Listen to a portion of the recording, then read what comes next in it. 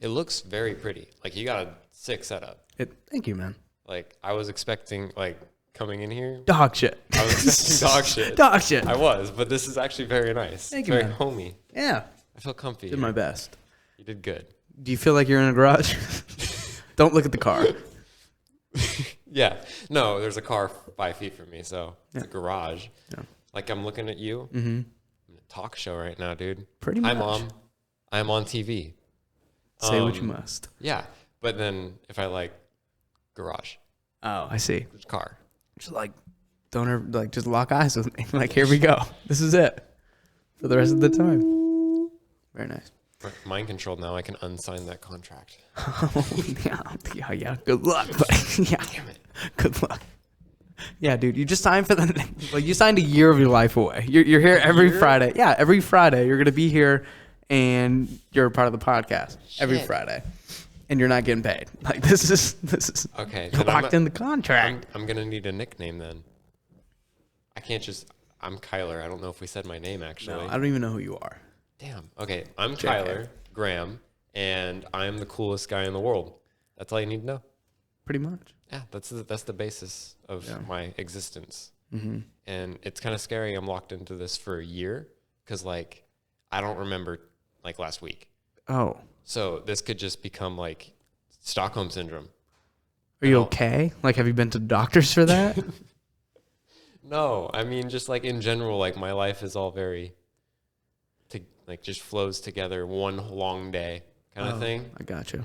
I think it's because of stress from school and stuff. So like over time, it just every day feels the same.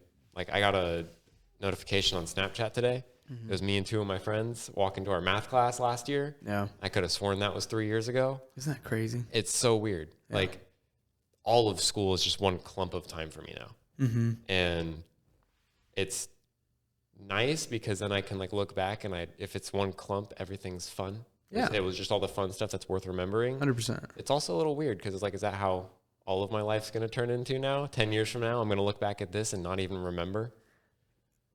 Okay. The way that I look at school now, so you're a lot younger than me. Yeah. I'm getting notifications like 4 years ago, like you're graduating. I'm like, what? I'm like, there was a whole nother high school time period that took place by the last time I got out of school. Yeah, you left and there was a whole new set of people that were there and left again. Yes. Like, you're old. I'm old. So I'm getting those notifications. Yeah, no, I'm getting the notifications that my sophomore friends are like going to their prom. Yeah. I'm like, damn, that's already. It is pretty crazy. It's weird. I still call them my sophomore friends. Yeah. And they're graduating this year. Yeah. Yeah. Sophomore friends? Yeah, it's not very fun. I think school, this is just my perspective, and maybe an event in my life hasn't been as big. Like when you're in school, it's a big deal. Yeah, it's a big deal. Like that's your whole life, everything that you've been up until that point has been built around school. Yeah, that timing and structure of your day. Now being outside of school for almost 4 years, like that hasn't happened yet. Like there isn't a time period. So think of the blur of school that you just had. You don't even know where that's going to show up. Yeah, and it could be my entire 20s is now the blur, and you're like, oh, Jesus Christ. That's what I'm saying is that's what I'm scared of is like from now on, it's just everything just goes by, and then all of a sudden you don't get to experience it anymore, and that's scary. Like, in a lot of people's lives, they peak in high school. I don't. Maybe. We'll see. I don't plan on peaking in high school. Yeah, me either. I plan on having some cool shit going on later. 100%. But like, I've already been through a lot of people's peaks. Yeah. Like, is my life going to just be a constant struggle to make it as good from now on? Or am I supposed to just work and sleep every day? So you're chasing the peak. Yes. Essentially. Do you think that when you see other people peak, I don't think they necessarily knew they were in the peak, you know? So finding what they're like, you know, their peak. Like, the people you're like, like they're after not getting better after this. No, like it's not happening for them. Yeah. No, I think I definitely did hit a peak. Yeah. Like, because my freshman and sophomore year, I went to school in Northern California, and I had one friend at like one good friend that I hung out with outside of school, other than like a couple people in school I hang out at lunch. Yeah. And I always watched movies and stuff that glorified high school and having a big group of friends and like being involved with more stuff, and always felt like I was failing and wasn't doing that right. Yeah. So my move to Arizona after that, for my junior and senior year, I like held my life to that standard of, okay, I get to restart right now. I'm going to be that stereotypical having the best time of their life in high school person. Yeah. And I got a bunch of friends. I had a friend group and a group chat big enough that I forgot people were in the group chat sometimes because like it was huge. So you made that decision for yourself. Yeah. Like I turned my life into what I wanted it to be, which was awesome. It's inspiring. And now I moved away, don't live around any of those people anymore. A lot of them went off to college, still text the good friends. Yeah. But like realizing I'm in a whole new chapter now is like, was that the peak? Because right now I just wake up, go to work, go ride skateboards and dirt bikes and shit every so often, and then go back to work, and then wake up again and go back to work. Like it's very mundane compared to getting off school at 3:00 and going and running down to like the desert in Arizona and jumping our cars that are made for the road. My friend jumped his Jeep Liberty 15 feet. Oh, Jesus Christ. Yeah, broke the bumper off. It was very fun though. Good for him. I was not in it, luckily, because I would have screamed and pissed my pants. Yeah. I think back to your what you were saying, just the fact that you were able to make that change in your life. A lot of people haven't even done that yet. Yeah. You know, where they've been going through the motions and experiencing life and not really having a say on what's going on. Yeah. If you're able to do that back then, you're going to be able to do it literally whenever you want in your life. Yeah. If you go into it with the right attitude and you got to just make the best of what you have. Yeah. That was my New Year's resolution, is to enjoy what I already have, because I feel like you're constantly losing things.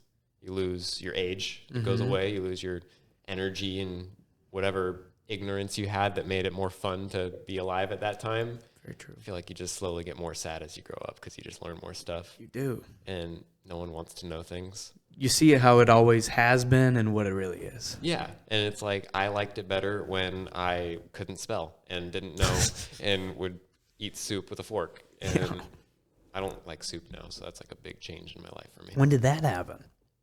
And why? As soon as I had a choice on what to eat. What's wrong with soup? It's not food.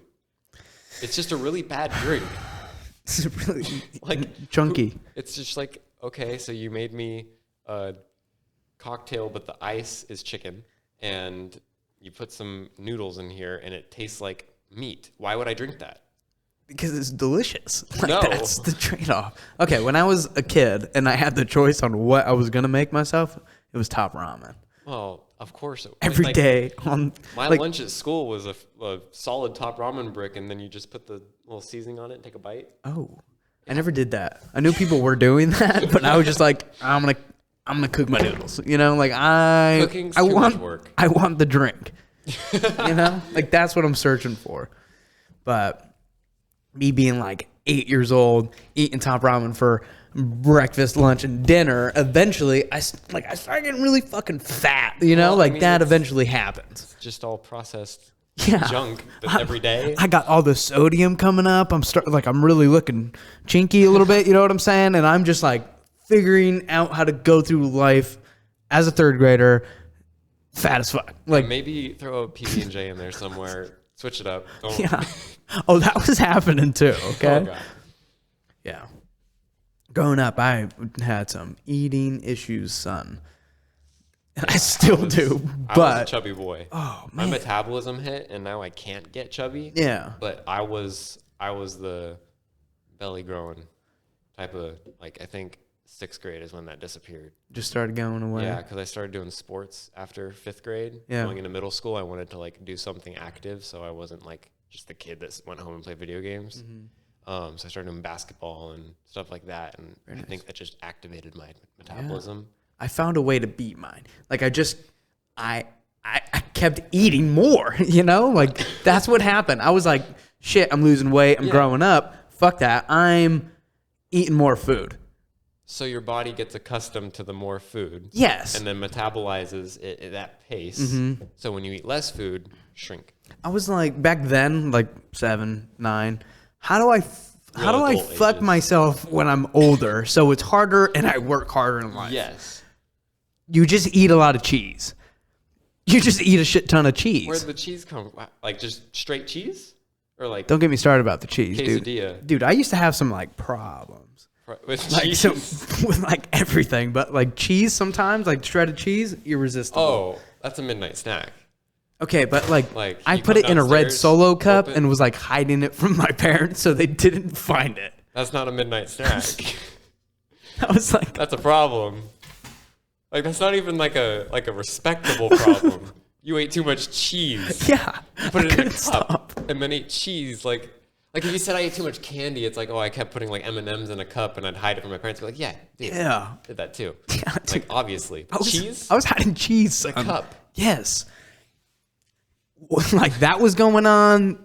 I was boiling my water, getting my fucking ramen ready. Also, to touch back on that ramen thing. Yeah. You said you wanted the drink. That's why you boiled your ramen. So Yeah. you left the water in? Did you not? No, like what? you strain your ramen. There's no water in you don't. Oh, you don't put the juice in with your noodles? What? No, you just strain it and then you eat the noodles. Dog, I don't think you liked soup because you were eating it wrong. You gotta have the drink. No, that's not top ramen's not soup. It's noodles. Okay, They're that's top okay. ramen noodles, cup o noodles. Genuinely, this is interesting because I have never met somebody in my life up until this point that would be like, I'm cooking top ramen and I'm straining out all that delicious juice. It's not delicious. It's It's amazing. like hot dog water. What? It's not good. Like you're talking about like you're putting the seasoning. Yes, the beef flavored top ramen or the chicken flavored top ramen or the what's the other one? What's the other good one? It's like the chicken. chicken, beef. There was like cheese. They had a cheese flavored one. Did they? Yeah, I was not informed. it was one of the. I'm lactose, kind of like my self-diagnosed lactose. That was one of those ones where Smart. it's like it's so good that it's worth sitting on the toilet a couple hours later. Yeah, Like ice cream 100%. once a week. Just dedicate a couple hours to Eat make ice love to my cream. toilet. Oh, wow. Very Worth nice. it though. It's ice cream. Yeah. Mint chocolate chip tastes like pistachios to me. Is that your favorite flavor? No, I hate it. Just saying, it just tastes like pistachios. Like they We're just failed. what is going on? That's my favorite ice cream of all time. Mint chocolate chip. Mint chocolate chip is really good, except for in the form of ice cream. It just tastes like chewing gum and eating pistachios. I can see where you're coming from. Maybe. Yes, like it's like you brush your teeth Mm-hmm. and then you ate pistachios right after. That's mint chocolate chip. And then you maybe drink a chocolate milk between the pistachios. You're not wrong. Yeah, I know. You're not wrong. That's what it tastes like, but like I'm not thinking of brushing my teeth while I'm eating it. Well, yeah, but I'm just saying, flavor-wise, like vodka tastes like rubbing alcohol. Yeah. It's the closest to it, but it tastes like that. But I've never tasted rubbing alcohol. I just know because I've smelt it, Yeah. and that's what it tastes like. That's what vodka tastes like. Yeah, and that's the similarities. Like, you think, okay, what's my mouth feel like when I drink water after brushing my teeth? Cold. Pistachios mixed with cold, and then some chocolate milk. Yeah, That's some mint chocolate toothpaste. chip. That's some chocolate chip, right? Mint chocolate chip. Okay, what's your favorite ice cream all time? By itself, milk and cookies, Okay. or like Oreo or anything Yeah. like that. But on a cookie, like a bazooki, or on a brownie or on a sundae, just always got to go straight vanilla. Yes. It's the best. There you go.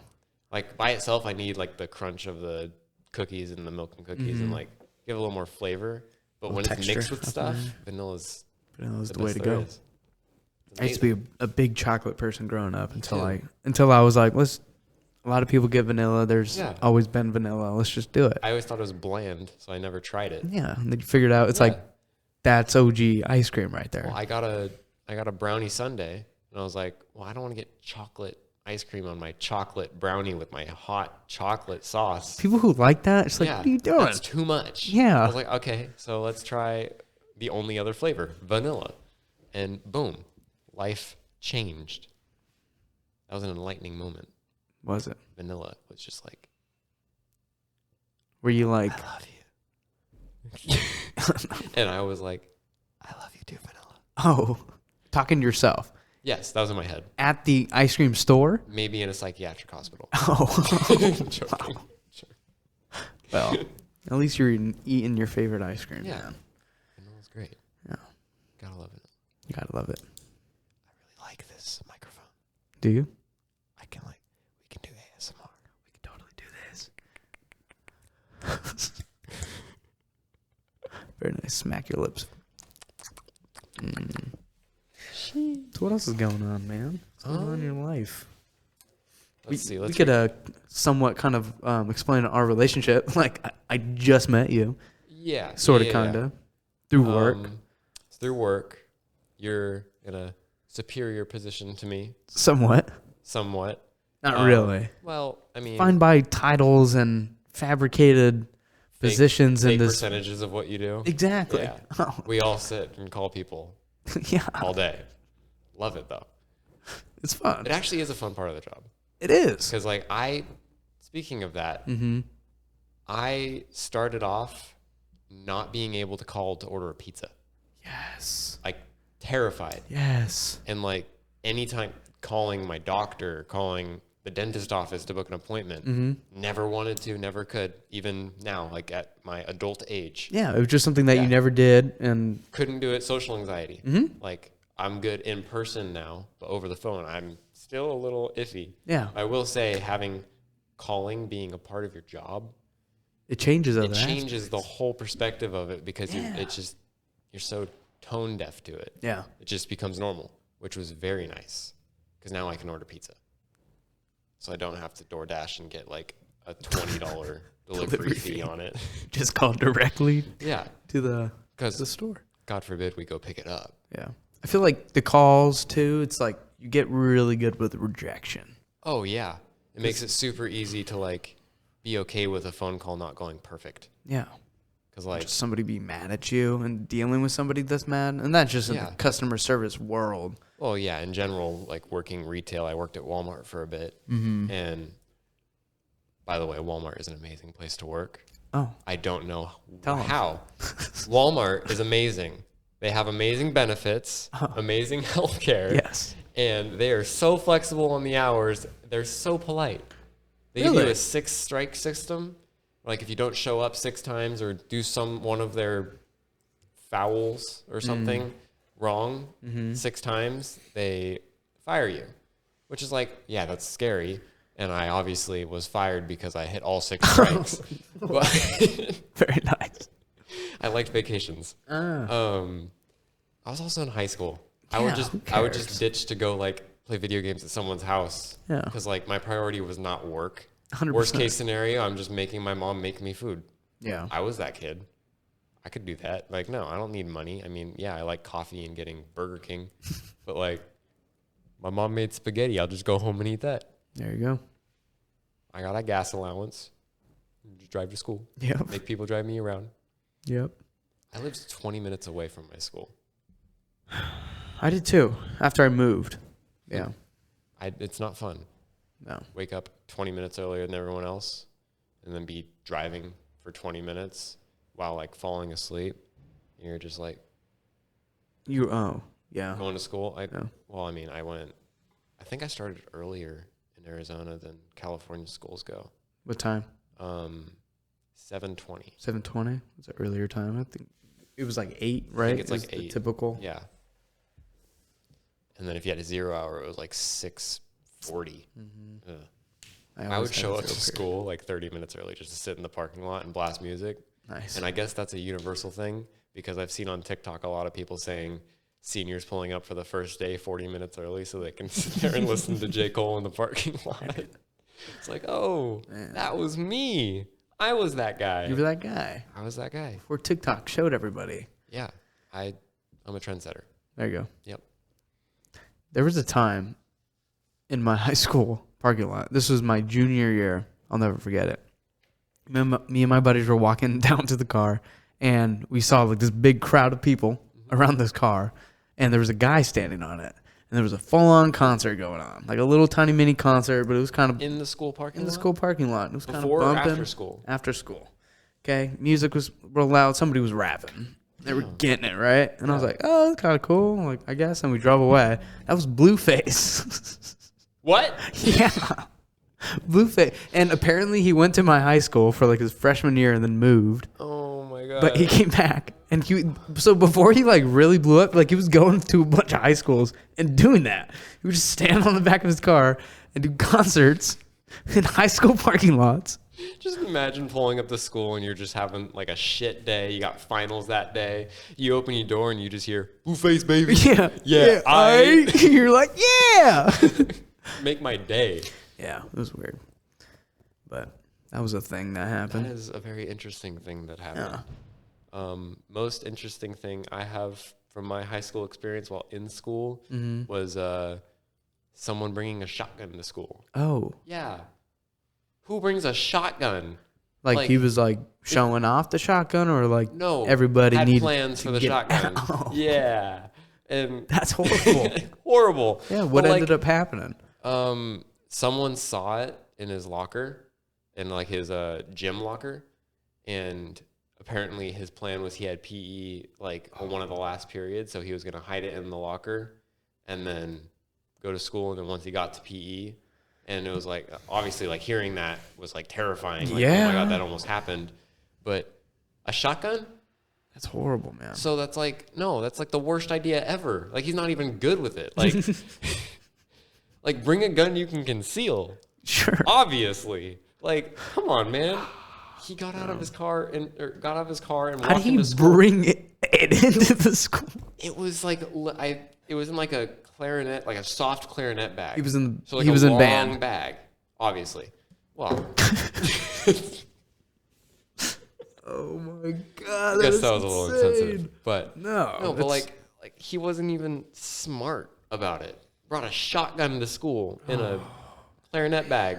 No one's not gonna see like a little double barrel sticking out of your clarinet. Whoever found that, good on them. I would piss my pants if I just opened You're just like locker and was just like, well, I'm a mom. Come pick me up. Yeah, we need to move. We need to go. This is not the area I would like to live in. No, that is crazy, man.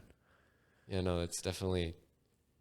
It's weird hearing that like it almost happened. Yeah. And not that it did, and I just wasn't there, because like that's like the people who were at the airport and not their flight delayed or was late to the flight for 9/11. Yeah. Like it kind of gives you that like whole vibe of like 100%. You just like evaded death. Yeah. Which made me feel awesome.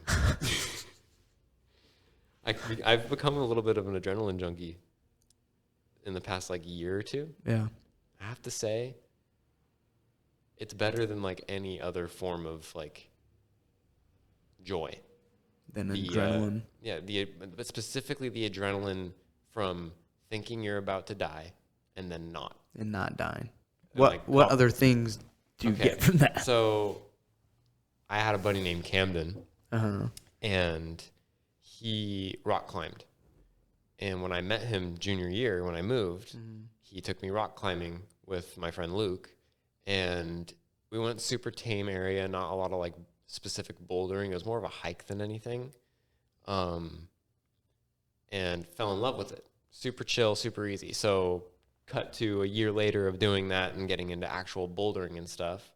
Bouldering, it's not life endangering like lead climbing is, where you're on a harness 80 feet in the air. And like, yeah, you're on a harness, but if that breaks, you're dead. Bouldering, you're maximum 30 feet off the ground if you're like going crazy. Yeah. But the highest I've done is like a 12 foot. So like you fall down onto a pad you're fine. But obviously that becomes not enough. And we find this place, we'll call it the blank boulders to not give away the exact locations. Gotcha. But the blank boulders was this giant boulder pile in the middle of town, basically. Like think of like Sedona, like real big boulders, like rocks, not like a bunch of little like pebbles and stuff. And one day we went and parked behind it, and hiked halfway up, and there was a little bit of climbing and stuff, super easy. And then we hiked to the top, and there was a couple sketchy parts where you're like, you know what tic-tacking is? Where, like in parkour, you go like side to side. Yeah. There's a couple spots where you actually had to like tic-tac off of rocks to get to the other side, which was super cool. Yeah. But like if you fell into the crack, and then you just put yourself back up and keep going. It's not horrible. We get to the top, super high view, super pretty. Chill there for like 30 minutes. Yeah. And then when it's time to go down, we can't go down the way we came up because like part of it was like you had to climb, and you can't climb down that. And if you jump down, your legs are broken. Yeah. So we had to find another way down. So we go down the backside, and it's super easy. There's a little more dirt and less rock on that side. So you're sliding a little bit. Yeah. And it's very steep. And we get to this part where it's just like 3 boulders, like big boulders, like 20, 30-foot boulders, in a row around the mountain peak. Okay. And so we kind of come down, and then we're going around, and the jump to the first boulder, super easy. And then the jump to the second boulder, we went back and measured, and it's an 11-foot gap. Oh my God. And on top of that, between them, it just goes into that kind of thing where it slowly gets closer and closer. So you would be stuck there. Yeah. Like helicopter come and rope you out. And we're 2 17-year-old kids, and Camden just goes, jumps. Barely clears it, slips as he's about to like get to the other side, rolls onto his back, barely made it. And I'm standing there, and I'm like, yo, I said I want a little more adrenaline, but this is a lot. Yeah. I'm not sure. And I can't turn around because we can't go back the other way. So I literally have to make this jump. Yeah. So we're sitting there literally 20 minutes. I'm sitting on the ground looking at it, looking back, looking at it, throwing a little rock across, like doing a little couple practice jumps and then sitting back down, like scared shitless. Yeah. And I did it. Obviously, I'm alive. Very nice. But I did it, which was crazy. And since that day, gone apeshit. My brain just cannot process how amazing that felt, because it was like I felt like Spider-Man. Yeah. I love Spider-Man. I felt like Spider-Man. And like after feeling like that, and like, oh my God, I thought I was gonna die, and now I'm fine. It's like that's the best feeling ever. Yeah. Like, got a dirt bike, started riding dirt bikes, hitting jumps and shit.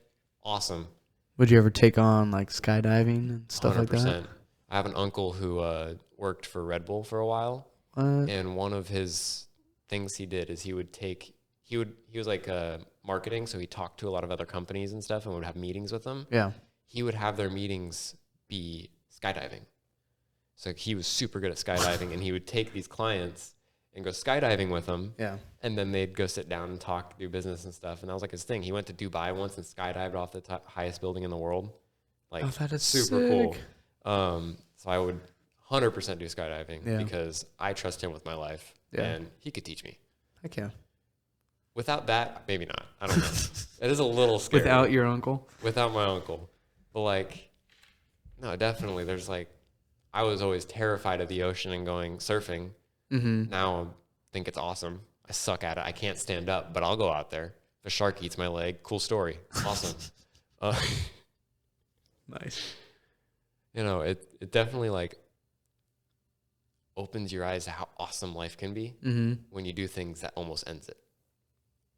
Like you really appreciate what's happened in your life and what you can do and what you will do with your life when you got so close to closing the book right there. Yeah, when you're living in that moment. Yeah, you know, it's like that threshold of like, this could be the last story I ever have to tell. So I should make it really good. You do that, and you come out of it, you just added a really good story to your life. So that makes you very happy. You want to add more. You want to keep doing stuff. Yeah. And you know that the good stories come from things that suck, and then making them not suck. Very true. Like related to moving here. I moved here, didn't know anyone, got a job, met people. I was doing nothing. Sucked. Now I'm on national television. Yes, you are. Congrats. Doesn't suck. Great story. Congrats. Yeah, you made it. 100%. I made it on national television. Yes, you did. I think I said hi to my mom already. But hi, Mom. A story that, if you're comfortable with talking about, hold on. And if you're not, we could kind of break the fourth wall a little bit. I could edit anything out. Yeah.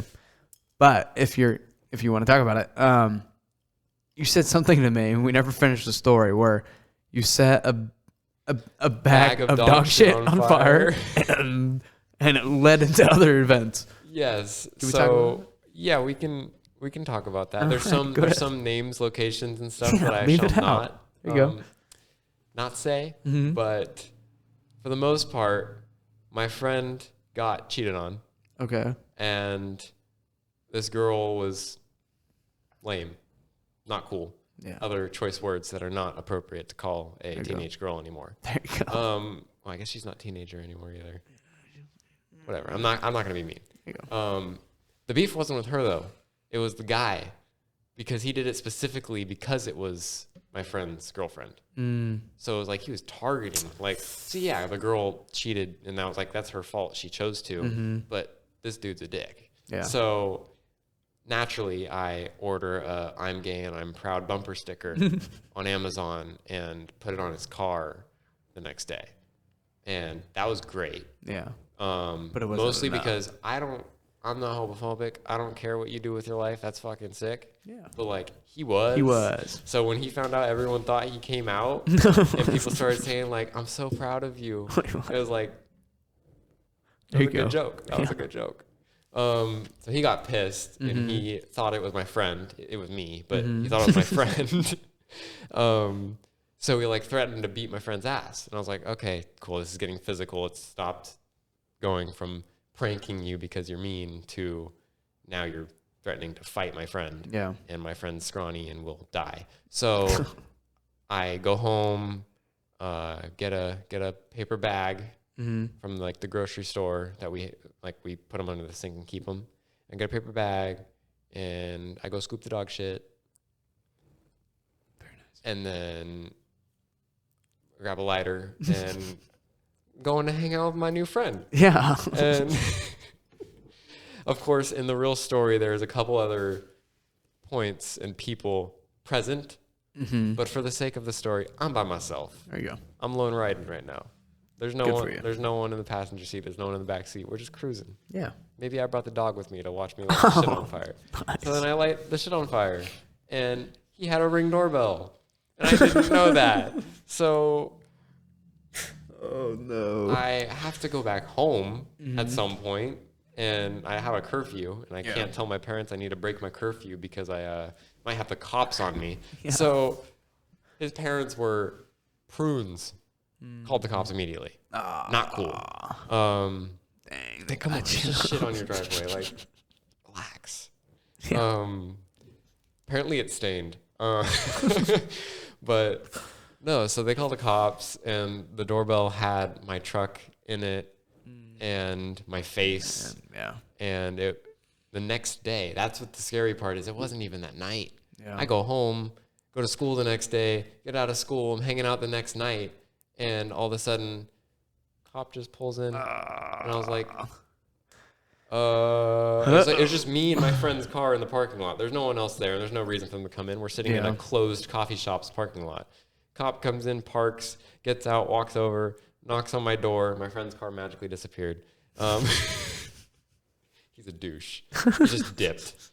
And the dude was like, the first thing I asked after I calmed down and answered the regular questions was, how did you find me? Like, how did you know I was here? Yeah. And they had this whole system. They go in, they found my truck, they found out who I was, they decided my age was probably high school age, so they pull up CCTV from our high school's intersection and find my truck, and then follow that to me going to my work. And then follow that to me going to the coffee shop after work every day, and they knew. And I was like, I'm not a high-profile case. I lit dog shit on fire. Relax. Oh, my God. That's crazy. And then after that, it was part of the story I shall not release, actually. Yeah. But the fact that they found me, I was a 17-year-old kid in high school who lit dog shit on fire. Yeah. That's not a felony. That's a prank. Yeah. That's a prank. Like, dang. That is pretty crazy that they found you like that. Like, what? Don't they have anything better to do? Probably. They should. Most likely. They definitely. I bet you like that kid's parents had like a friend. Yeah, they had a friend. They knew. They said, "Hey, go fucking scare this kid." Yeah. That's what they said. Not very nice. Yeah. I ended up fine. It was all good. Screw him. But see, that's what I'm talking about, though. Like going back to like our previous topic, that's a fun story. Yeah, I had fun in high school. Am I never gonna have fun again? Maybe not. Am I fucked? Because now you're actually going to jail and jet for Yeah. Yeah. Takes a little bit of the adrenaline away. Yeah. No, it makes it less fun. And like growing up, like looking back, that story is awesome. Yeah. But like, I don't want to be involved with the cops anymore. No, so I can't do that kind of story anymore. Yeah, but like as a teenager, at least you have one. You got one. Yeah, you know? I got one. I got one good one. Well, other than my friend getting pulled over for going like 110, and yeah, he got out of it because he has a heart condition. And he has a scar, and he was wearing a Hawaiian shirt showing the scar that day. Yeah, what did he say? Saw that and just felt bad. What? He said he was going. My friend was going to get surgery the next week on his heart. There you go. So he asked him why he had a scar, and my friend was like, "Oh, I'm going to get surgery soon. I had a heart condition stillborn," and the dude felt bad. We let him go. Nice. Lucky bastard. Yeah. I would have been in jail. I remember my senior year, the only time I ever got pulled over, but I was speeding in a stupid area. I won't get into it, but basically over this mountain, it's 65, but down here it's 45, but I was going 65 over here. Got pulled over, but I used to live with these foreign exchange students. They came over and lived with us for like 3 months, but he was in the car with me. He started shitting bricks, bro. We got lit up. He was like, "Oh my God." He's like, "What's going to happen?" It was all fine. Yeah, I just got a ticket. That's only 20 over. Yeah. In a 45 too, which means it's not as big of a deal. Oh. You're going it was the end of the month, man. He needed to hand out some tickets. You might die. Yeah. And they might shoot you for that. Yeah. Probably. Nowadays. Yeah. Another thing I wanted to talk to you about was your wrestling career. My spectacular wrestling career. No, honestly, man. No. How long did you wrestle for? Total of 2 years, I think, is the right number. I didn't do it all of high school. Yeah. And you've heard me talk to it with Mike. Yeah. And a lot of the times talking about it, he goes on these tangents about all the shit he knows and stuff, and like talks about things. And he'll ask me a question that implies a piece of my story in it that's not true. And I just never correct him because I just don't want to like go through that. He already hates me. So whatever you think is my wrestling career might be a little different than what it actually is because Mike just makes it up as he goes for me. I wrestled freshman and sophomore year. He thinks I wrestled senior year. Yeah, that's how I thought too. No, freshman and sophomore year. He's so funny. And funny story, I got in a fight freshman year and got punched in the nose. I've broken my nose like 3 times. But he broke my nose. Yeah. And then got in trouble for that and so on. It was in PE. And then we both joined wrestling freshman year. And did you join because he punched you in the face? No, I had been doing jiu-jitsu for like 6 years before that. Okay. 4 years. But we both joined both joined wrestling. Yeah. And funny enough, he was the one that broke my nose, but the fight didn't continue after that. And I whooped his ass. Yes, sir. Because I had done jiu-jitsu forever, and wrestling was similar enough. Yeah. But by the end of the season, he was the lowest ranked in our whole team. Yep. And I had won the award for most improved for freshman year. There you go. Whooped his ass. You beat him. So nice. And then he didn't join the next year. But yeah, the main peak of my wrestling season, like wrestling career, would probably be the second year because I was getting switched in and out of varsity. Yeah. As a sophomore. And basically like whenever they felt it was appropriate for my weight class to be involved because I was in a weight class that varsity didn't have a wrestler for. Gotcha. So whenever they felt like they wanted me in a weight class or wanted another spot filled, I would get pulled up. And I was actually doing pretty good at the varsity matches. So then at the end of the year, I was brought up just to varsity as normal. Yeah. And I of course, worst timing possible, they switched me to varsity for state finals. And so I had been used to wrestling regional stuff and JV half the time. Mm-hmm. And then they bring me up to varsity, so now I have to wrestle varsity 142-pound wrestlers at state finals for my first debut varsity match, like actually being on the team with the new singlet and everything. Mm-hmm. I won, which was awesome. Yeah, heck yeah. There was not a lot of people in my class, so my bracket, so it was smaller, which was lucky for me because the more people, the more tired you get, or the more chances someone's going to be better than you and get you out. But my first match was a pin, which is the coolest way to end a match, which is getting them on their shoulder blades. Tap, right? Or no. Oh, you're on top of them. Yeah. You like basically get them to where both shoulder blades are touching the ground. Gotcha. That means they're in a defenseless position kind of thing. And then the second match was points by 2. Mm-hmm. And basically what happened is I realized that I had a single leg on this guy. He could not block because my arms are so long and he was so stocky and short-armed. So I could reach in, and by the time he bent his body down to grab my arm because he couldn't just grab it, I already had him on the ground. Sure. So it was perfect. I would just do an ankle sweep with my hand and then pull his leg up, drive him into the ground, done. But the problem was as soon as we got on the ground, he was a monkey. Scrappy. Dude could like just get around me. Yeah. He kept getting around and getting me really close to being pinned, and I don't want to be pinned. I want to win. Yeah. So I would stand up. And what happened is when you stand up, they get 1 point. Okay. But if you do a takedown, you get 2 or 3, depending on the takedown. I was doing a 2-point takedown each time. So what ended up happening is I ran out the clock and won by just score. Yeah. Because I would take him down and then stand up. So I'd give myself 2 points and he'd get 1. Then I'd get 2 and he'd get 1. So yeah, he's progressing. So they can't end the match because it's I have so many points and he still has 0.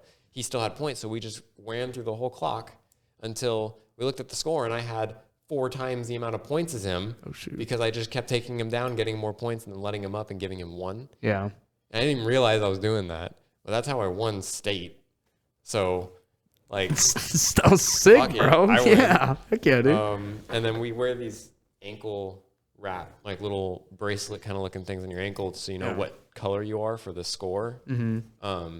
There's red and green, and I was the red anklet, and we're supposed to take it off at the end and leave it on the mat for the next group, and I took it on accident, and I still have that. So I have my state finals championship match, red anklet, pinned to the wall in my room. There you go. That's all I got, though.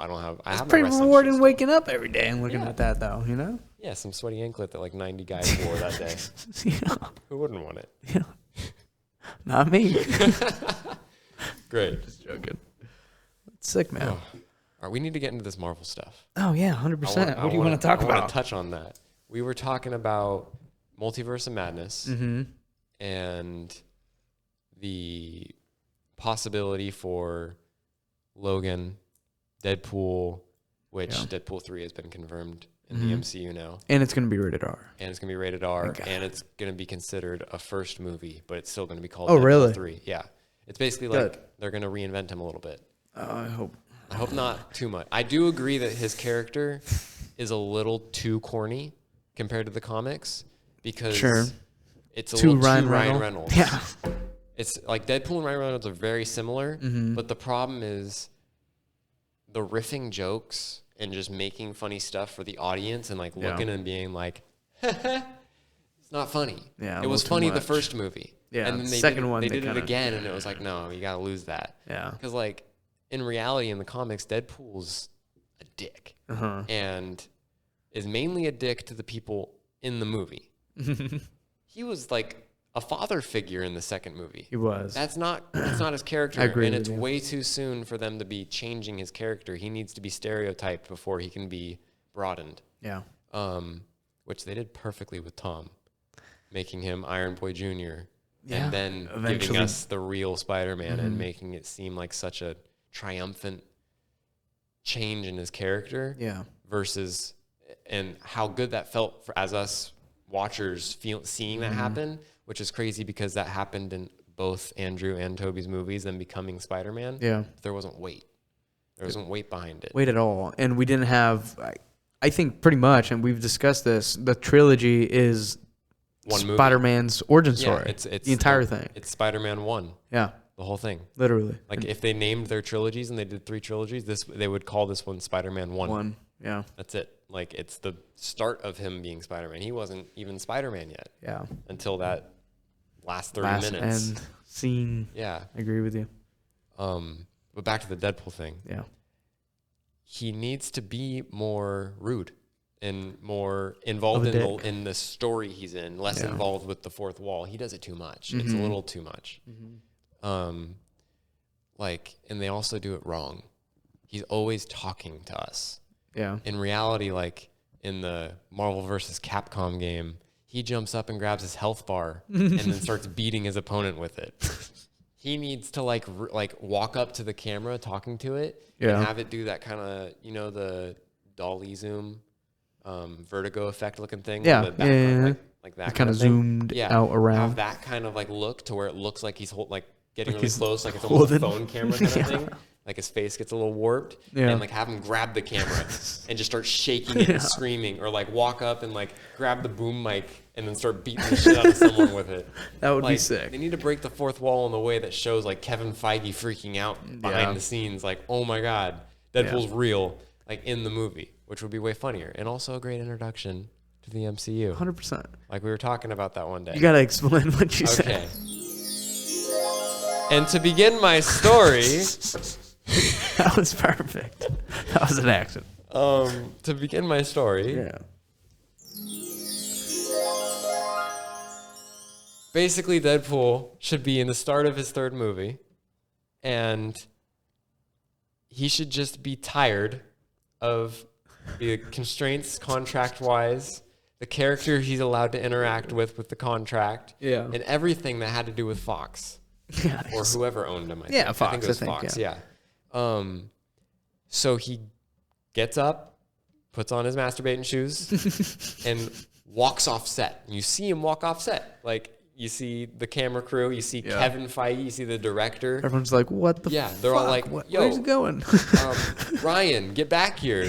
And you just hear Deadpool go, fuck you, I'm not Ryan. And walks through a door, disappears, walks down, opens the next door, and it's in the filming for the next Avengers movie. Oh, it'd be so perfect. And he just walks on set, and then it cuts to the angle of the actual movie itself, super cinematic, like the spiral shot of them all standing in a circle, but it's the new Avengers, whatever's going on. Yeah. And you literally just see him walk in and stand in the middle, do a little dick grab, pistol in the air, like do a little pose. And getting into the scene. And then the scene starts. Oh, that'd be so funny. And then he just starts fighting with them. And then they all stop and they all call him Spider-Man because they think he's Spider-Man. They asked him where he got guns from and like what's going on right now. And he's just like, please never call me Spider-Man again. I'm going to kill him. And then the next movie is Spider-Man and Deadpool. And it's Deadpool hunting down Spider-Man. Could you imagine? And then they become friends at the end. Yeah. And they fight like, let's say, an actual Taskmaster or a character like that. Their conjoined villains, when they team up, their villains together, are the funniest fights. Really? Yeah. Because Spider-Man doesn't break the fourth wall. But he has the same quip. So what happens is Spider-Man will be talking shit to the bad guy and pissing him off. Yeah. And then Deadpool will be pissing off the bad guy because he's not paying attention to the fight.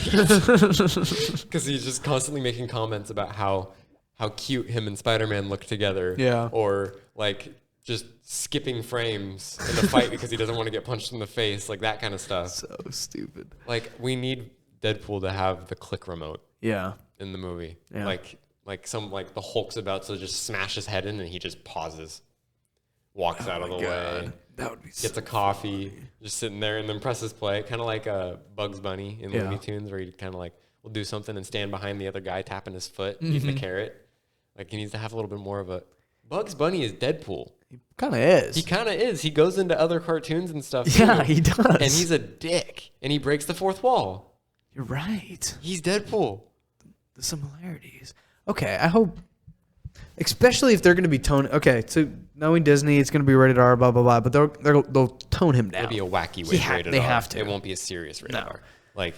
So if they start playing up aspects like you're saying, that'll probably be what they do, hopefully. And that would be the only way I could forgive them for taking away the real R rating. Yeah. Because the gore, and even though they weren't really gory, but the gore and stuff. It was just enough. It was like just, Deadpool 1 was perfect. I think with gore and everything. It was perfect. Yeah. And I love the gag in Deadpool 2 where he cuts his hand off. It's a middle finger. Yeah. Love that. It's awesome. But because they can't do as much gore, probably because it's Disney, I feel like if they do make up for it with that sort of joke change and real fourth wall breaking, I'll forgive them. That's fine. That would be cool. Yeah, if we can only have one or the other, then I'm fine with one or the other. But if they take both away and they turn him into like a weird shadow of what he's supposed to be, I'm gonna be disappointed. I've been nervous, man. Like, I love Marvel, and I'm always going to love Marvel, and I know there's going to be movies that are going to be amazing in the future, but last couple movies that came out, it's like, they're falling. Some of them are kind of bad. So what I feel like my problem, I agree with you, but my problem is I feel like they're trying to rebuild. Yeah. They're not building off of what they have. Already had. They're literally like, they built this giant Lego set. It's super cool. It's the Empire State Building. Yeah. And everyone loves it, so they want the buildings around it to be built. They want rather than build on top of the initial building. Like actual cool stuff that sets that scene better. Yeah. Add some buildings, add some streets, add some cars and stuff. Make it the whole Lego city right there. Instead, they're trying to build the Lego Eiffel Tower now. Yeah. And yeah, it's cool. The Eiffel Tower is badass, but we want the Empire State Building. We don't want a whole new universe. I agree with you. Eternals has just a full disconnect from Marvel. It's not a Marvel movie anymore. It's not in a good way, too. They make a couple jokes talking about characters we know, but that doesn't give it that same home feeling that like Iron Man 2 does. Yeah. And nor can I really... It's going to be probably cool when it happens, but when they start interacting, they're so vastly different. The moods they have, the tone of their film. The whole thing. Like Spider-Man talking to an Eternal wouldn't work for me. No. Because Spider-Man, I don't think so. He has his serious moments. He had probably the most serious moment away from the snap in the last movie. Yeah. And he's still goofy, though. It's more cartoony in the way that he is, because that's just his character. Yeah. Versus the Eternals feels like a graphic novel, like Watchmen style movie. And like that doesn't cohere at together. All. And think about, I thought, okay, so I guess the counter argument to what we're saying now, even though that's exactly how I feel, is when Guardians came out, you're like, that will never work with Iron Man. Like, but the tone, like during that time, you're like, what the fuck? Like, it was an awesome movie. That is sick. But how are they? Is this really connected? The only difference in that is it's easy to connect something when it's silly, because everyone loves that dynamic of the serious guy having to deal with the silly guy. So like Tony Stark having to deal with Peter Quill, and then on top of that, Stephen Strange having to deal with Tony Stark, because they're all different levels of silly. Yeah. But that silly is lovable. When you bring in a serious movie, that's just like the person that's going to be pissed at your favorite character the whole movie now. Instead of your favorite character being pissed at someone else and it's funny, it's like you're interacting with Spider-Man, you're being a dick. You've had one movie and no background. I didn't know who you were. I'd never read your comic. I don't even know if you had one. You suck. Go away. You're being mean. But if they were the silly guys, then they'd come in and Spider-Man has to like deal with them. Yeah. And he's in charge. And it's like, yeah, my favorite character who has an established position in this series is dealing with the new characters. Yeah. Versus being overlooked by the more powerful newer. It's like Captain Marvel. No one liked Captain Marvel when it came out because she was just so instantly amazing. Yeah. It's like, yeah, she's awesome. Her powers are sick, and her story's actually really cool, and her movie's funny as hell. But her character itself is, I know cocky's her thing, but you got to earn cocky. Yeah. At least in movies. Yeah. Because your main character has to be likable. And if you don't earn cocky, then you are just instantly a dick. And it's like, well, then you're the bad guy. Yep. Where do you think they take Captain Marvel? I'm excited for whatever dynamic Monica and her are going to have. And because it kind of seemed like in WandaVision, Monica kind of blames the death for her mom on Captain Marvel. We don't know exactly why yet. But I would think it's because Captain Marvel is constantly on another world trying to help that she blames her for not coming back and helping her mom kind of a deal. But maybe that's... I'm feeling a Power Rangers vibe. A little bit, huh? I'll explain a little bit what I mean by that. With all the Marvels? There's multiple Marvels. Yeah. And, like, what's the other one? It's from... Kamala Khan is Marvel? No. The other type of, like, Power Rangers thing. Voltron. That, too. I feel like their movies are going to be kind of stuck in a formula if there's so many, but Captain Marvel's obviously the best one. Yeah. Is they're going to have their fights, and it's going to get to the point where they can't handle it anymore, and they need help, and they hit the pager, and then down comes the Voltron or the Dinozord or whatever from Power Rangers, and Captain Marvel comes down and beats them. And like you're saying, like the power level that they established already, it's not fair. No. Especially Stretchy Girl. What's she gonna do? Make a big hand, slap someone? You saw what they did with her powers? Oh yeah, they gave her like some purple now. She's Green Lantern with purple. Instead of her actually being stretchy and forming herself, she's Green Lantern. I'm not gonna watch that movie anymore. That's lame. Everybody's mad about it, but they're doing it because Mr. Fantastic's going to come in. But regardless, it's worked before. She didn't really use stretchy powers like that. She turned her hands into, like, she expanded herself. She picked a certain category of what to do with that power. Exactly. Mr. Fantastic's thing is stretching. Yeah. Mainly his torso and then punching people in the face from really far away. But Kamala would make herself big. It's just like that's their difference. And what's wrong with having two people with similar powers? Yeah. There's already people. Everybody's shooting beams, bro. Thor and Captain Marvel. It's just different themes. Yeah.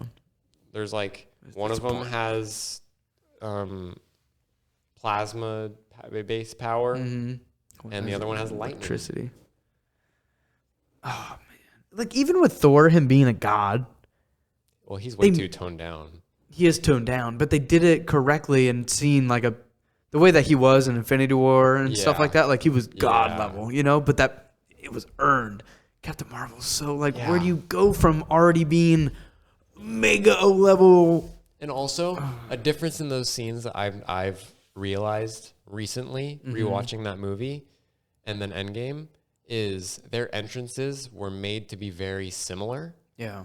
But they have a gaping hole that shows you exactly the difference between good character development and bad character development and how much we care about how cool they are. Yeah. Because Thor came in and portal opened. Everyone's about to die.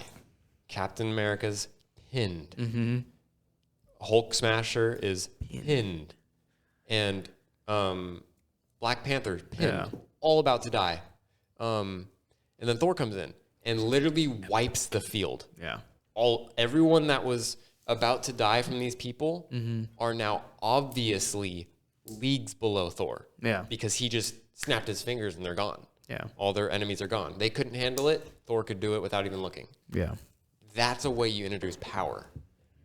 Versus Captain Marvel coming in and blowing up a ship and killing a bunch of aliens that we haven't seen do anything scary yet. Yeah. Like, yeah, they scared Hawkeye in the tunnel, and sure, the ship blew up their building, but ships blow up buildings. We know that. Yeah. That's not a feat. Everyone survived.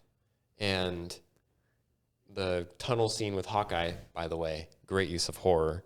Yeah, Loved it. That was awesome. They need to do more stuff like that. Yeah, Blade coming out. But yeah, Hawkeye's the weakest guy.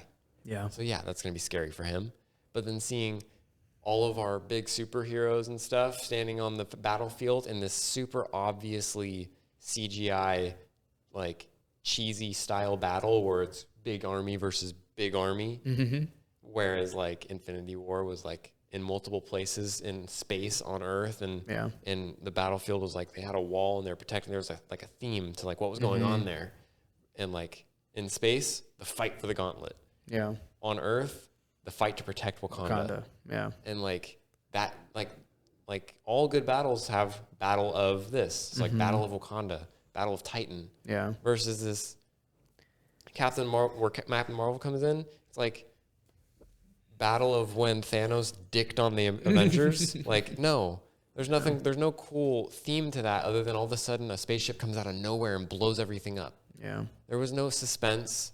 There was no build up to that, and then so we get introduced to this awesome spaceship right now, and then it gets destroyed right now. Yeah. Why do I care how big of it? Like, if that spaceship kept blowing people up and pinning people down and sending down missiles and like almost killing some of our favorite characters, and then Captain Marvel came in and saved everyone, I'd be like, wow, that's sick. Yeah. But she just came and blew up a ship that didn't really matter to the story to begin with because everyone was off of it already.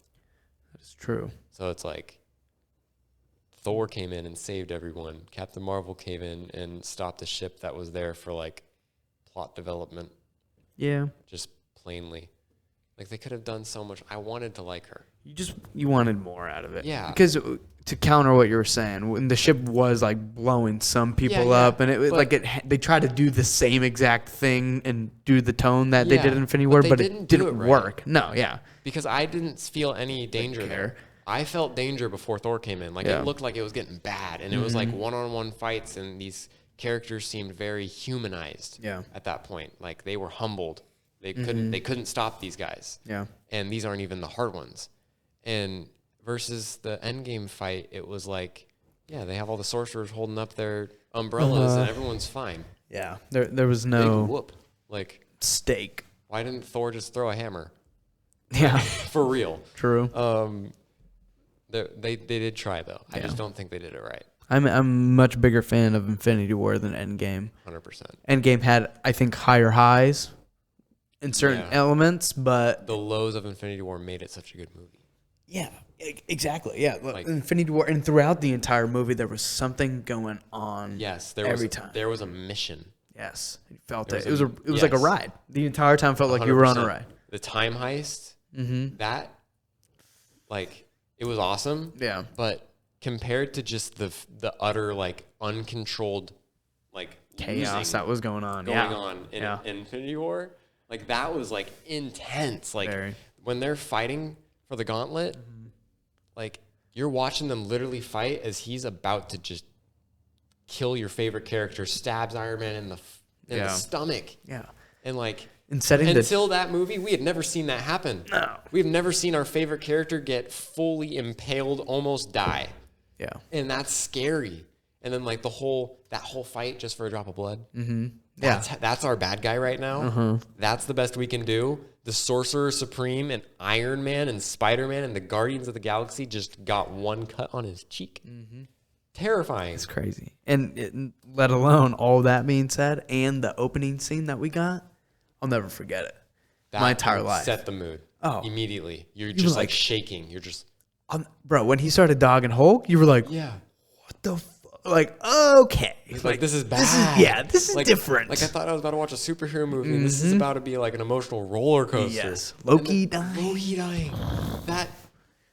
You're like, oh, they're He was the one constant in the MCU. Yeah. No matter what, Loki was there. Yeah. He was either faking being dead, alive, pretending to be someone else, but he was always present. He still found a way, but whatever. He died in the first 15 minutes. Actually, 15 minutes. Yeah. If not less. Yeah. And that's like, then they followed that up with just like everyone dying. Yeah, literally. And that's how the movie ends. Like, just he sits down triumphant at his farm, living the life he wanted to live. It was so epic. I do have to say, Endgame's pacing, based on the fact that it's kind of like a rushed save the day after the fail of Infinity War, is awesome. That was cool. The starting of it, You really can't tell that movie started until it's like going. Yeah. Like I didn't realize how long the sequence before the time heist was. Mm-hmm. And it's a good portion of the movie. Yeah. Like they don't jump right into it. It takes a minute for them to figure out what's going on. And then there's the time jump. Mm-hmm. And then you're like, oh. Even before the time jump. Yeah. The scene where they found Thanos and that whole... It just happens immediately and they kill him and you're just like, what? Where are we going with this? Yeah. Every possible theory that you had in your head is lost. Yes. Like, what is happening? Yes. And then it skips 5 years.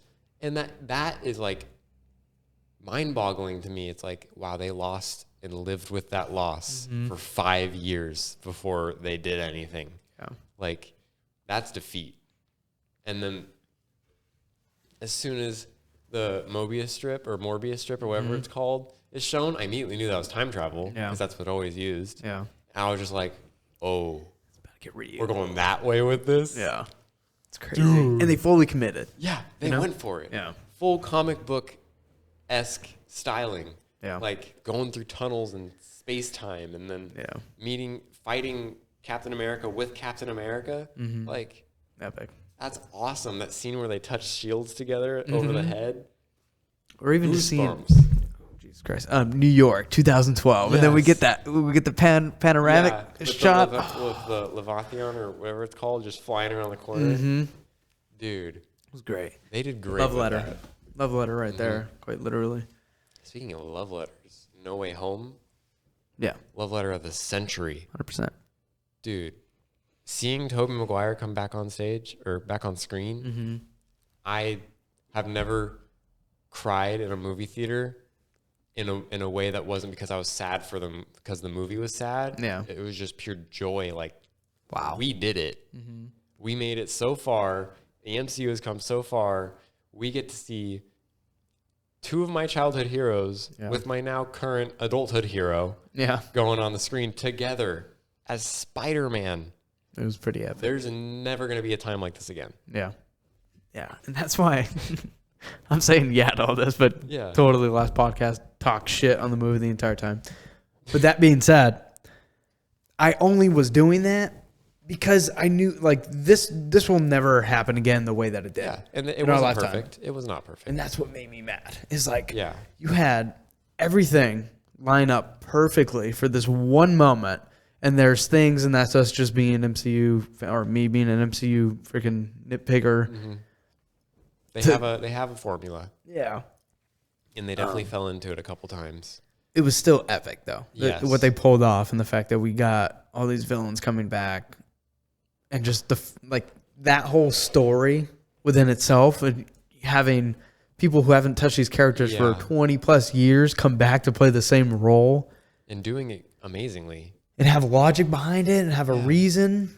I do think a good thing that would have tied the movie together a little bit better would be to have the entrances of Spider-Man be a little bit more thought out.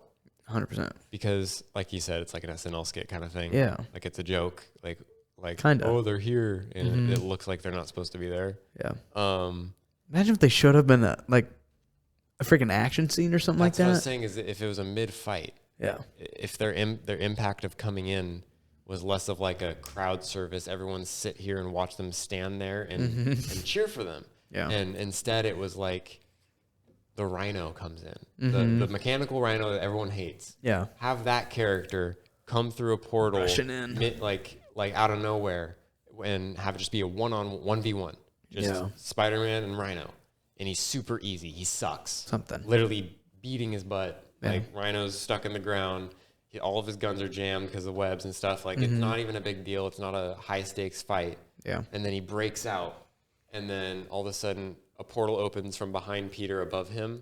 And Andrew Garfield just goes flying through and kicks Rhino in the face. Crazy. And it was the scene from the movie. Yeah. Because, canonically, we don't know when that scene happens. No. It's way after Gwen died. Yeah.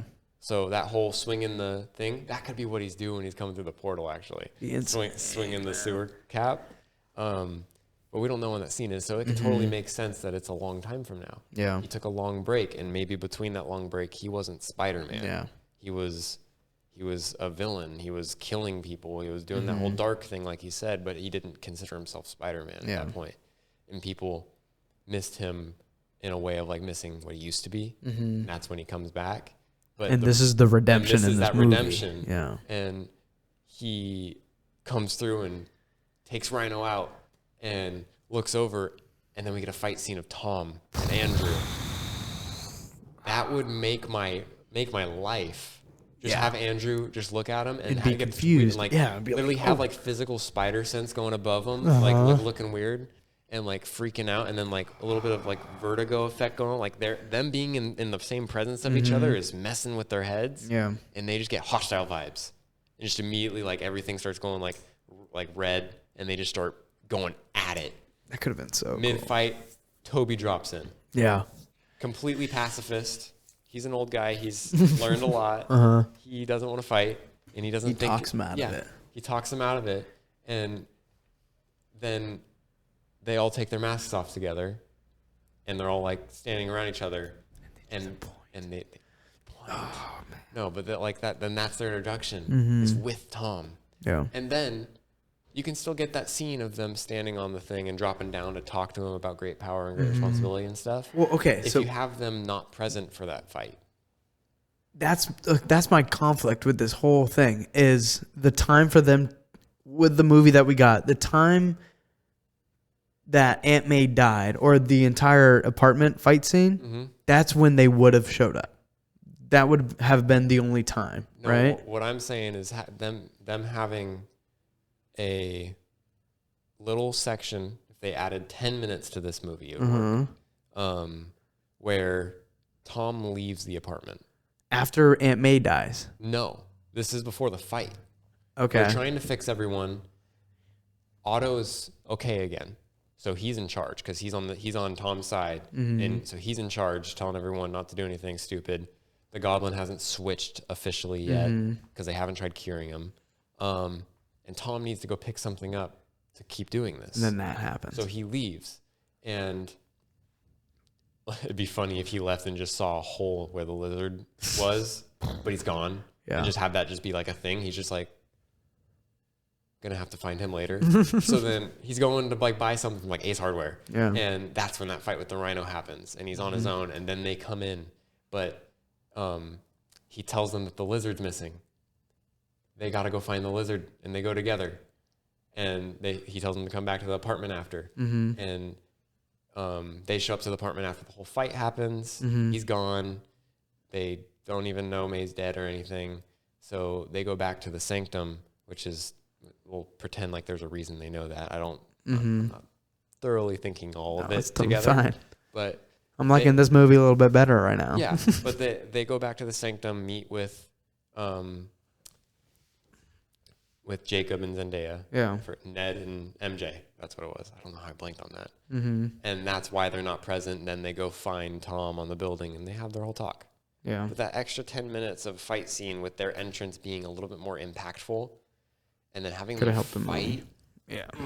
Dude, that'd be awesome. We didn't get any Spider-Man versus Spider-Man. And this movie could have been a lot longer. Oh, they had all that going on. You would have to have that, but not let it overshadow Aunt May's death, because that's so important for this Spider-Man.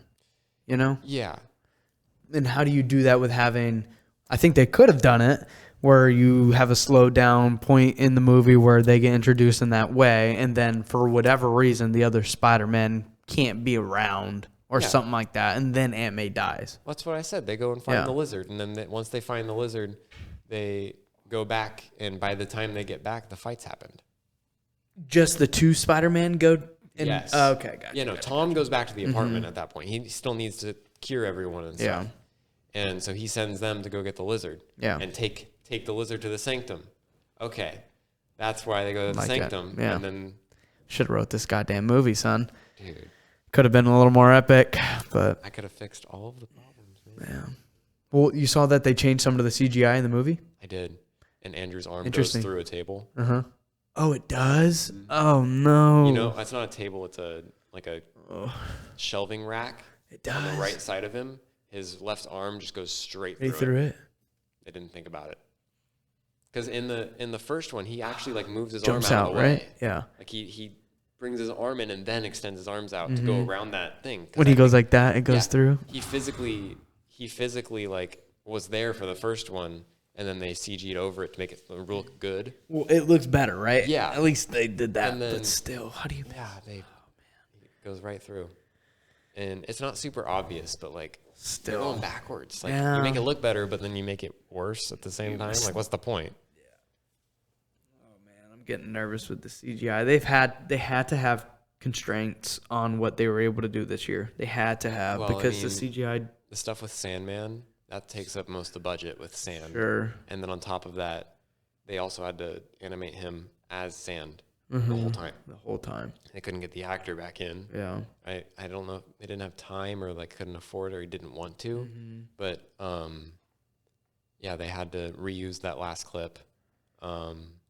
And sand's a big budget. Yeah. That's why I love Spider-Man 3. They did amazing with the CG. Great job.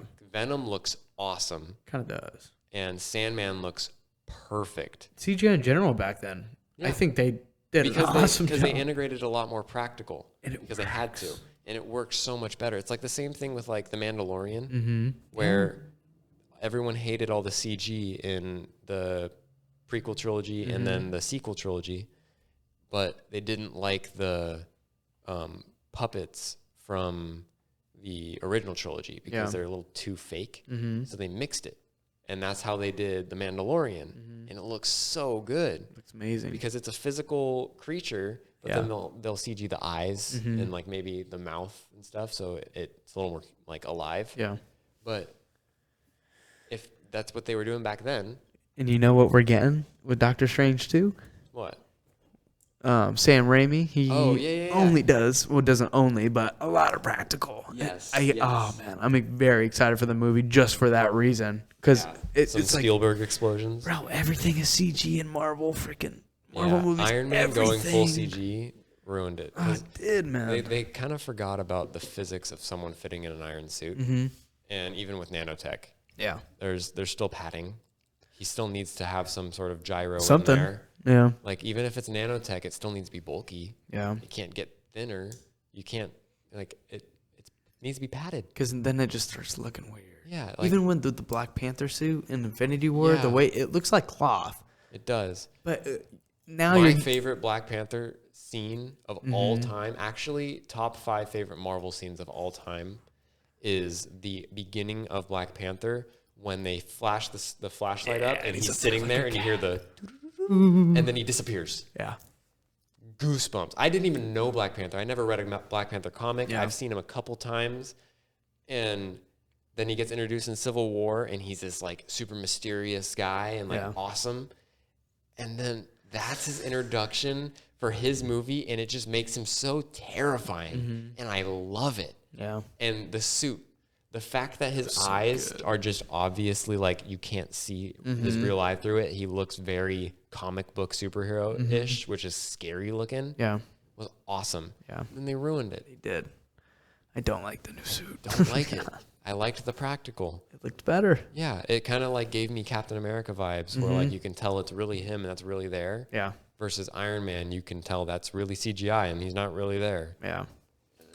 They're crossing into scary territory. Yeah, not very happy with the Abomination and Shang-Chi. Like, there's things that just I know they've done. Like, look at the Hulk in every other movie. Look at Thanos. Yeah, they did great. Really good. But those characters have to be CGI. Yeah. Because you can't practically make a 17-foot tall monster. No. But you can practically make a lot of things that they refuse to do. Yeah. Like an Iron Man suit. They had the plastic ones, like the... Yeah, that's all they needed. Even if you CG over it, it's better because it's really there. They got some tracing going on. And for certain scenes, it can just really look like it's there. He can really touch it. Like, it looks so much better. And I miss the bulk. Yeah. My favorite suit is Age of Ultron. It's pretty good. Not the beginning suit. The suit for the last fight only. He puts on a new suit. It's not even mentioned.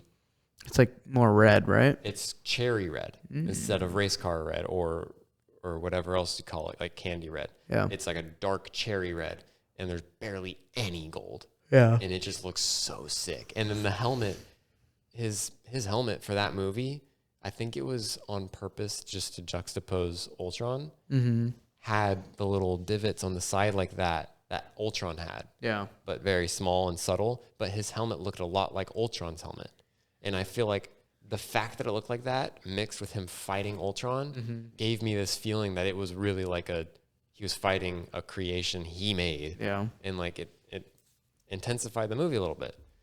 And there's not a lot of people who've done that, or not a lot of superheroes that have had that kind of evolution to like they're like, it's obvious that this is their, like, you ever played Spider-Man PS4? Yeah. The auto suit at the end, the anti-ox suit. Yeah. That's the same thing. Same feeling. Yeah. Same vibe. Peter felt responsible for Octavius becoming the bad guy. He wasn't there enough. He couldn't help him. He couldn't be there fast enough to save him from the chip going wrong. Yeah. And that's why he's the bad guy, and he fights him at the end. And of course, it's fitting if the suit he's wearing to fight him looks just like Ock's arms. Yeah. That adds so many layers to it. And like, so Iron Man looking like Ultron shows that he's responsible and that Ultron's really taking after him just the wrong way. And then Otto fighting Spider-Man wearing the same suit gives that emotional appeal, and Otto's the one breaking it off of him. Yeah. Otto's figuratively releasing him from the hold that he has on him. Yeah. As a father figure and stuff, by breaking the suit that he made influenced by him off of his body. Yeah. As he fights him. And I feel like it adds more layers instead of it just being a punch, kick fight scene. 100%. Way more emotional. I think too with Iron Man, we're losing a character. Like every movie you knew that Iron Man was going to advance himself, or there was some fix. Learn from his mistake. Yeah. That was his theme. We don't have that anymore. No. He was just perfect. Any character. Well, even his ending, he was just perfect. And then we lost him. And now we had that with Spider-Man in Far From Home. I didn't like it. Him getting on Tony's ship, learning things that he had to use to fight Beck like the right way. Yeah. Adding the parachute and doing the electronic web so he can tase all of the machines and like all that stuff. Yeah, that's him being Iron Man, learning from his mistakes, fixing his suit, making it better, and fighting. But he didn't work for that. He just got picked up by Happy in a private jet. Exactly. Iron Man built this suit in a cave with some scraps. Yeah, literally. And you felt it. Like, you felt that he was a super smart person that was able to do these things. Because he was justified, like Captain Marvel wasn't. Watching him work on his suit in Iron Man 1, you know, and like actually watching these things happen. Sweatshop, like full on, almost dying. Yeah. That's what we still need, not these people instantly being awesome. And then getting the upgrade to the awesome suit when he gets back home and he has his real stuff. But we watched him make the first one, which was granted ugly. Yeah, but it was considering awesome. the circumstances. Yeah, and it flew. Yeah. And you know what? A little upsetting too. Kind of, you could say the same thing for this character, considering how awesome this character was Kate Bishop. Yeah. Not having some stupid freaking introduction cartoon. Literally a 5-minute little thing. It could have been 5 minutes of her growing up, becoming an archer. Instead, it just skips. Yeah. Her blowing up a bell tower. And being able to freaking fight these grown men in the suit and be awesome. Like, granted, they did get away with it because I love her. Yeah, she's an awesome character. She's awesome. Yeah. But it is a little disappointing. Where I think the reason that Captain Marvel couldn't is because she's not an awesome character. She's a dick. So it's hard to like her. Yeah. Versus Kate just being so lovable that like you kind of forgive her for not having a backstory. Sure. But yeah, it was a little bit of a bummer. And they better stop doing that. Yes. Because they can't. If they're gonna do that, it needs to stop being an origin story. Because you can have a character introduced that's awesome without having background information for why they're awesome if they're in the middle of being awesome. Black Panther. Yes. He gets introduced, no backstory. He just shows up, beats up Captain America. Well, it's because he's already cool. Yeah. Captain Marvel just got her powers, and then all of a sudden she's more powerful than gods. No. Yeah. We're done. Yeah. Not cool. I agree with you, man. Okay. Thanks for coming on, Kyler. I really appreciate you. this. We're going to have to 1,000% do this again. 100%. 100%. Always down. Thank you, bro. Especially if there's bagels involved. 100%. You're like every single time. Be bagels. Oh, yeah. Cool.